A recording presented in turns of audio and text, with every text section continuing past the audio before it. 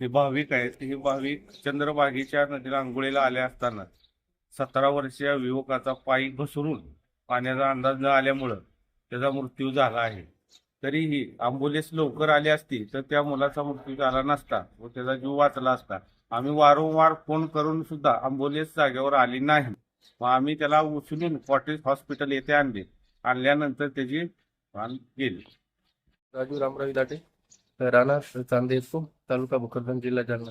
आम्ही जालन्यावरनं जेजुरी आणि आपले पंढरपूर दर्शनासाठी आलो होतो. चंद्रभागेत सकाळी स्नान करताना 6:30 ते 7च्या दरम्यान माझं पुतण्या तर आम्ही आंघोळ वगैरे केल्या. लहान मुलांना आंघोळी घालत होतो आणि हे 2-3 मुलं आंघोळ करायला गेले असताना त्यांचा पाण्याचा अंदाज आला नाही. पाय घसरून त्याचा आकस्मिक मृत्यू झाला.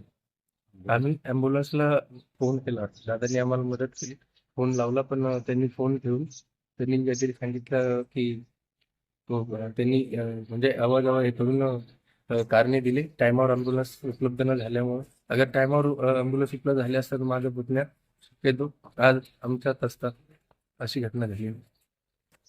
आज सकाळी जालना जिल्ह्यातील शिवराज इताडे हा 18 वर्षाचा युवक त्याच्या नातेवाईकांसमवेत दगडी फुलानजीक चंद्रभागेच्या पात्रामध्ये आंघोळ करायला गेलेला असताना पाण्याचा व खड्ड्याचा अंदाज न आल्याने तो या चंद्रभागेच्या पात्रामध्ये बुडाल्यानंतर आमच्या कोळी बांधवांनी तात्काळ दखल घेत त्याला बाहेर काढायला शर्थीचे प्रयत्न केले, परंतु प्रशासनाची कोणतीच यंत्रणा इथे उपलब्ध नसल्यामुळे या युवकाचा मृत्यू झालेला आहे. या घटनेचा मी प्रथम निषेध व्यक्त करतो. मंदिर समितीला एकीकडे कोट्यावधी रुपयाचं उत्पन्न असताना पण आपत्कालीन कोणतीही यंत्रणा या ठिकाणी नाही. नगरपालिकेची कोणतीही यंत्रणा या ठिकाणी नाही.